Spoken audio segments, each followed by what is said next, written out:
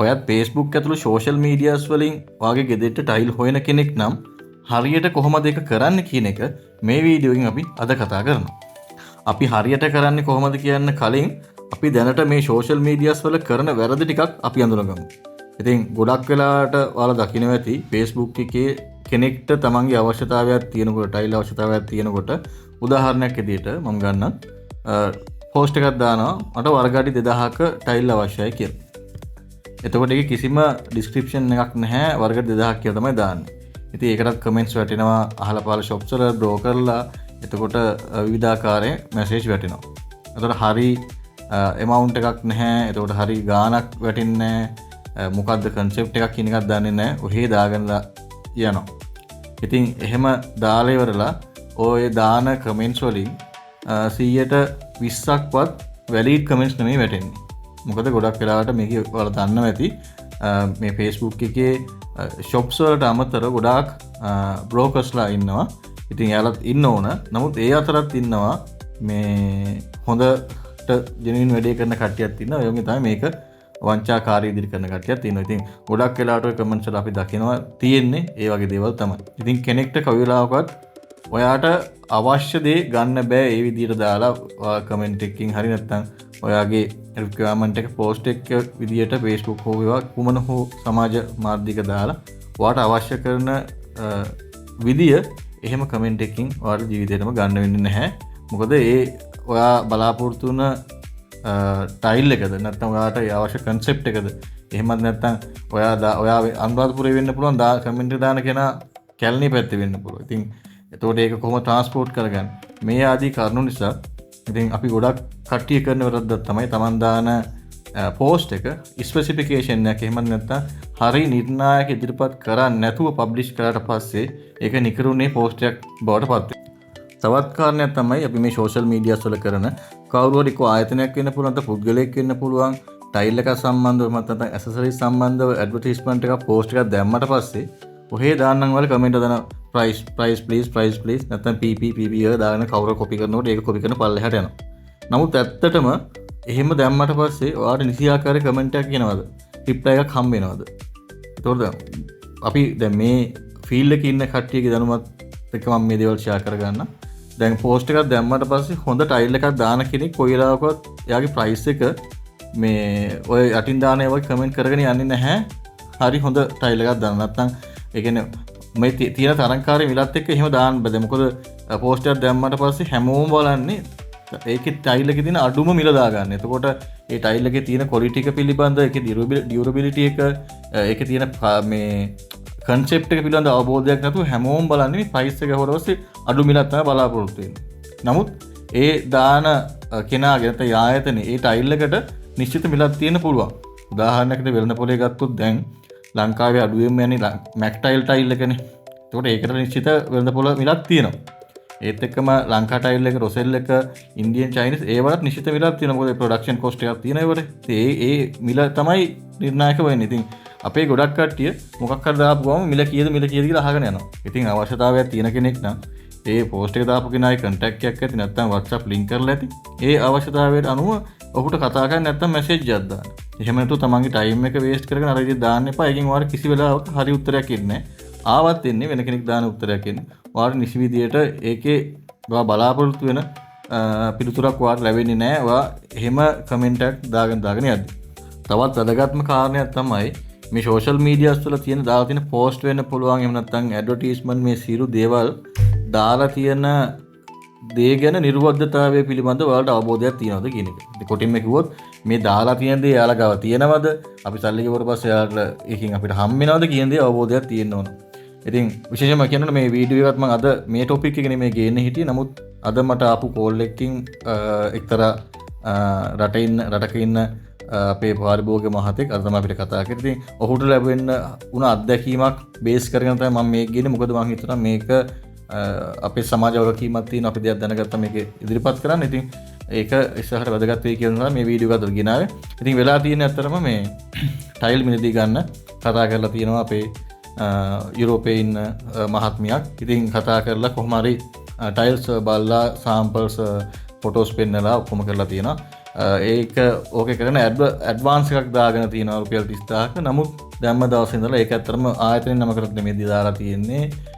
ඒ පුද්ගලයා හොයාගන්නත් නැහැ. ඉතින් අපරාධය වගේ දෙයක් වෙන එක. ඉතින් ඒක ලොකු මාපියාවක් යනවා. ස්පෙෂලි ඔයාලා දැන් ටයිල් එකක් ඔයා මේක පිටරට ගෙන්න කෙනෙක් නම් ගොඩක් වැදගත් වෙයි. ඔන්ලයින් වලින් බලන්නේ එක වීඩියෝස් වලින් බලන්නේ. ඉතින් සමහර කට්ටියක් ඉන්නවා ඒ තමන්ට ෂොප් එකක් තියෙනවා වගේ ෂොප් එකට ගිහිල්ලා වීඩියෝස් උත් ගන්නවා. ඒ ෂොප් එකේ නමක් පෙන්නනවා, ෆොටෝස් උත් පෙන්නනවා. නමුත් ඇත්තට මේ පුද්ගලයා එතන වැඩ කරන කෙනෙක්වත් ඒක පුද්ගල ආයතනයේ අයිති දෙයක්වත් නෙවෙයි. සමහර ආයතන ඒවා දැනවත් කරනවා. නමුත් ඒක ආයතනයේ වකීමක් ගන්නෙ නැහැ. ඉතින් ඒ නිසා ඔයාලා ටයිල් එකක් සෝෂල් මීඩියාස් වලින් බලලා ඒ ගැන අවබෝධයක් තියෙනවා නම් තමන්ට ගැළපෙනවා නම් ඉස්සෙල්ලාම බලන්නේ ආයතනයේ මේක නැත්තම් මේ ආයතනයේ මේකේ මේ කියන විදිහට මේ ටයිල් එක තියෙනවද? ආයතනය සම්බන්ධ කරගන්න පුළුවන්ද? ආයතනයේ කලින් මොනවද තියෙන ෆීඩ්බැක්? මොනවද යාලා තියෙන සර්වර් සපයලා තියෙන්නේ? එතකොට මේ සල්ලි නැත්තම් ඇඩ්වාන්ස් එකක් දාන එක ඒ ආයතනයේම account එකක්ද කියන කරුණු පිළිබඳව පොඩ්ඩක් දැනුවත් කරන්න ඕන. ඊට අමතරව තමයි ලංකාවේ කෙනෙක් ඉන්නවා නම් පොඩ්ඩක් ඒ සම්බන්ධයෙන් යවලා කරලා එහෙම හරි අවබෝධයක් ඇත්නම් විතරක් සල්ලි දාන්නේ නැත්නම් තමන් මහන්සිලා හම්බ කරන රුපියල හරි වේවා ගොඩක් වෙලාවට අපරාධයක් වෙනවා. මොකද ලංකාවේ ඇතුලේ ගොඩාක් වෙලාවට මේ වගේ දේවල් වෙනවා. ඉතින් මේ ෆීල්ඩ් එක විතරක් නෙමෙයි හැම ෆීල්ඩ් එකකම ලංකාවේ මහන්සිලා සල්ලි හම්බ කරන්න කැමති නැති කොට්ටාසයක් ඉන්නවා. ඉතින් මේ වගේ වංචනික වැඩ කරනවා. ඉතින් මේ වගේ දේවල්ට අහු වෙන්න එපා. මේ ඔන්ලයින් වලින් කරද්දී බොහොම පරිස්සමෙන් කරන්න. හොඳට කරන කට්ටිය ඉන්නවා. ලංකාවේ උන්තරම් හොඳට කරන කට්ටිය ඉන්නවා. ඉතින් යාළගේ රෙපියුටේෂන් එක යාලා කලින් කරලා තියෙන දේවල් ඒ සම්බන්ධ අවබෝධයක් ඇතුව රුපියලක් හරි දෙයක් දානවා නම් ඒක Tamanට 100%ක් තාහුරු වුණාට පස්සේ දාන්න යන්න. එහෙම වුණොත් ඔයාගේ සල්ලි වලට ඉතුරු කරගන්න පුළුවන්. නැත්තම් ගොඩක් අය මේ වගේ දේවල්ට අහු වෙනවා. ගොඩක් කට්ටිය කියන්නේ නැහැ. ඒක තමන්ම බෙයාර් අප් කරගෙන ඉන්නවා. ස්පෙෂලි ලංකාවෙන් පිට ඉන්න කට්ටිය. ඉතින් මේ ගැන අවබෝධයක් සහ අවධානයක් යොමු කරන්න.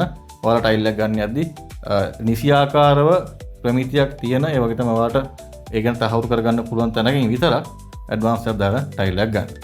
අපි මූලික කරන තුනක් ගැන කතා කරා. මේ සෝෂල් මීඩියාස් වලින් කොහොමද අපි ටයිල් එකක් ගන්න යනකොට කන්සිඩර් කරන්න ඕන කරුණු සම්බන්ධයෙන් අපි කතා කරා.